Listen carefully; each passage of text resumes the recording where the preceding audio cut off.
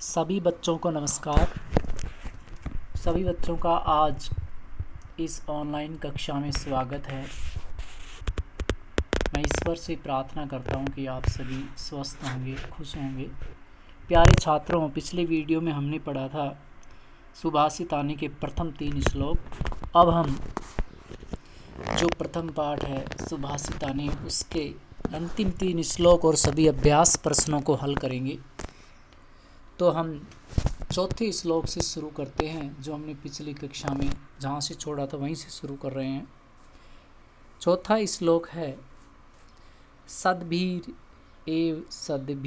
एव शह आसीत सद्भि कुर्वीत संगति सद्भिर विवाद मैत्री च न असद्भि किंचित आचरेत। अर्थात सद्भीर एव सह आसीत, हमें सज्जनों के साथ ही रहना चाहिए। जो सज्जन व्यक्ति हैं, जिनका अच्छा आचरण है, ऐसे व्यक्तियों के साथ ही हमें रहना चाहिए। सद्भि कुर्वीत संगति, और सज्जन व्यक्ति की ही संगति करनी चाहिए, उसी के साथ मेल जोल रखना चाहिए। सद्भीर विवाद मैत्री च, और कहा है कि अगर विवाद और मित्रता में से दोनों ही जो है सज्जन व्यक्ति से ही अच्छी रहती हैं। न असद्भि किंचित आचरेत, लेकिन दुष्ट व्यक्ति के साथ किसी प्रकार का कोई आचरण नहीं करना चाहिए। यानी दुष्ट व्यक्ति से हमेशा दूरी बनाकर रखना चाहिए। उससे अगर दूर रहेंगे तो हम बहुत सारी समस्याओं से बचकर रहेंगे। नीचे कठिन शब्दार्थ हैं। सद्भिरेव, सज्जनों के साथ, सह आशीत, साथ बैठना चाहिए, कुर्वीत, करना चाहिए, न असद्भि, दुष्ट व्यक्तियों के साथ, किंचित, किसी भी प्रकार का। अगला देखिए, धन धान्य प्रयोगेषु, धन आप सभी समझते हैं, जो मनी है, रुपए पैसे हैं। धान्य अनाज के प्रयोग में, धन्य धान्य के प्रयोग में, विद्याया संग्रहेषु च, और विद्या को संग्रह करने में, यानी ज्ञान को इकट्ठा करने में। आहारे व्यवहारे च, आहारे भोजन और व्यवहारे लेन देन, रुपए पैसे का या किसी वस्तु का विनिमय करने में। त्यक्त लज्जा, हमें लज्जा को त्याग देना चाहिए। ऐसा व्यक्ति सुखी भवेत, सुख होता है, सुखी होता है।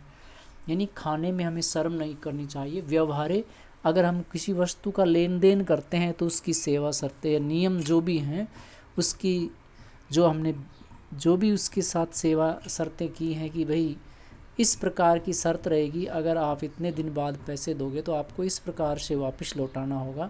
तो जो वापस लौटाने की जो शर्तें हैं वो पहले ही क्लियर कर लेनी चाहिए, स्पष्ट कर लेनी चाहिए, और व्यवहार में किसी प्रकार की शर्म नहीं करनी चाहिए। ऐसा व्यक्ति जो इन सब बातों में लज्जा को, शर्म को त्याग देता है, वो हमेशा सुखी होता है। कठिन शब्द है प्रयोग उपयोग। संग्रहेषु, संचय करने में, त्यक्त लज्जे, संकोच को छोड़ने वाला, आहार भोजन, व्यवहार लेन देन, विनिमय, भवेत होता है। अंतिम श्लोक है क्षमा वशीकृति लोके, यानी कहता है कि क्षमा सबसे बड़ी वस्तु है। क्षमा का महत्व बताया गया है। अगर कोई व्यक्ति अपराध करता है तो उसको जो व्यक्ति क्षमा कर देता है वो महान होता है। संसार को क्षमा वशी करती, क्षमा के द्वारा वश में किया जा सकता है। क्षमा या किम न साध्यते, क्षमा से क्या सिद्ध नहीं हो सकता। शांति खड़ग करे यश, जिसके, करे मानी हाथ, करे का अर्थ है हाथ, जिसके हाथ में शांति, खड़ग यानी तलवार, जिसके हाथ में शांति रूपी तलवार है। किम करिष्यति दुर्जन, उसका दुर्जन व्यक्ति भी कुछ नहीं बिगाड़ सकता, क्योंकि जो व्यक्ति शांत चित्त वाला है उसका दुष्ट व्यक्ति भी कुछ नहीं बिगाड़ सकता, क्योंकि वो किसी प्रकार के लड़ाई झगड़ा नहीं करेगा जो शांत चित्त का है। इसलिए क्षमा जो है वो हमेशा अपने जीवन में धारण करना चाहिए। क्षमा के महत्व को बताया गया है। क्षमा का अर्थ है माफ करना, वशी यानी वश में करना, लोके यानी संसार, साध्यते सिद्ध करना, खड़ग यानी तलवार, करे हाथ में, किम मानी क्या, करिष्यति यानी करेगा, दुर्जन यानी दुष्ट व्यक्ति। अब इसके अभ्यास प्रश्न है। पहला प्रश्न है पृथिव्याम कति रत्नानि, पृथ्वी पर कितने रत्न हैं। तो इस पाठ में आया है पृथिव्याम कति रत्नानि, पृथ्वी पर कितने रत्न हैं। त्रीणी, इस पाठ में आया है कितने रत्न हैं, त्रीणी, 3 रत्न हैं। इसके बाद मूढ़ई कुत्र रतन संज्ञा विधि थे। मूर्ख व्यक्ति कहाँ रतन की संज्ञा देते हैं? पाषाण खंडेशु, पत्थरों के टुकड़ों को। पृथ्वी केन धार्यते, पृथ्वी किसके द्वारा धारण की जाती है? सत्येन, पृथ्वी सत्य के द्वारा धारण की जाती है। सत्येन।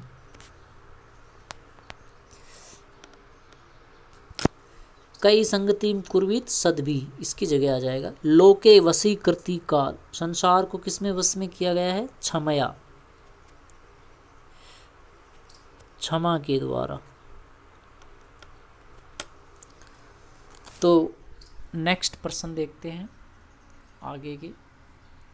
इसमें प्रश्न निर्माण करने हैं हमें, जो अंडरलाइन दिए गए हैं, जैसे सत्येन, इसमें अंडरलाइन दिए गए हैं जैसे सत्येन, सदभी, वसुंधरा, विद्याया, सदभी, इन सब की जगह सत्येन की जगह आ जाएगा। कै के रूप याद करने होंगे आपको, पुल्लिंग, स्त्रीलिंग और नपुंसकलिंग तीनों में। केन। सदभी का आ जाएगा काबी,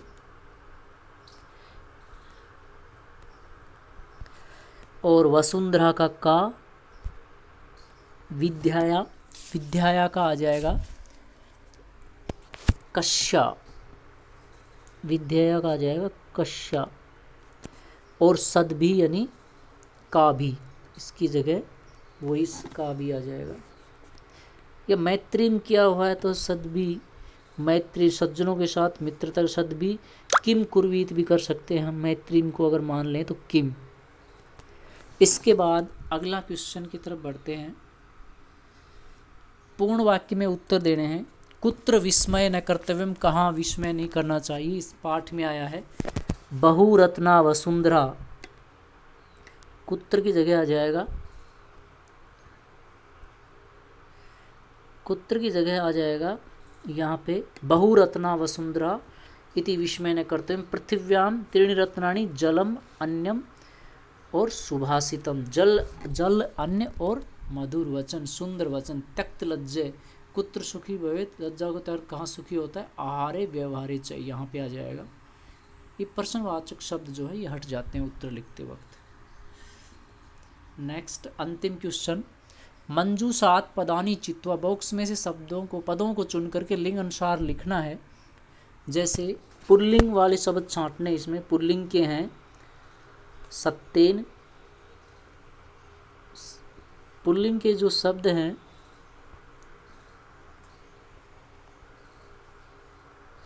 पुल्लिंग के शब्द हैं इसमें सत्येन, उसके बाद रवि और फिर अन्यम, ये पुल्लिंग पुरुषवाचक शब्द हैं। इसके बाद हैं स्त्रीलिंग में, देखिए वसुंधरा, पृथ्वी और संगति, ये स्त्रीवाचक शब्द हैं। नपुंसकलिंग जो नपुल्लिंग में आते हैं, न स्त्रीलिंग में। नपुंसकलिंग जो बचे हैं सारे नपुंसकलिंग है, जैसे रत्नानी है, सुखी है, और और ये जो संगति नपुंसकलिंग का है, नपुंसकलिंग में आएगा। और जो वहन्नी है, वहन्नी जो है वो स्त्रीलिंग में आ जाएगा यहाँ पे। तो इस तरह ये हो गए सारे पुल्लिंग, स्त्रीलिंग, नपुंसकलिंग। अब नीचे लिखे पदों में धातु बतानी है, क्रियापद बताना। जैसे करोति में आ जाएगा क्री, पश्य में दृश्य, भवेत में भू, और तिष्ठति में स्था। ये तिष्ठ इसका आदेश होता है। ये अभ्यास प्रश्न थे। प्यारे छात्रों, मुझे आशा है कि आपको ये अच्छी तरह समझ में आया होगा। इसके बावजूद भी अगर आपको समझ में नहीं आता है तो आप मुझे पर्सनली कॉल करके भी पूछ सकते हैं। अगले वीडियो में फिर मिलेंगे एक नए पाठ के साथ। तब तक के लिए सभी को मेरा नमस्कार, धन्यवाद।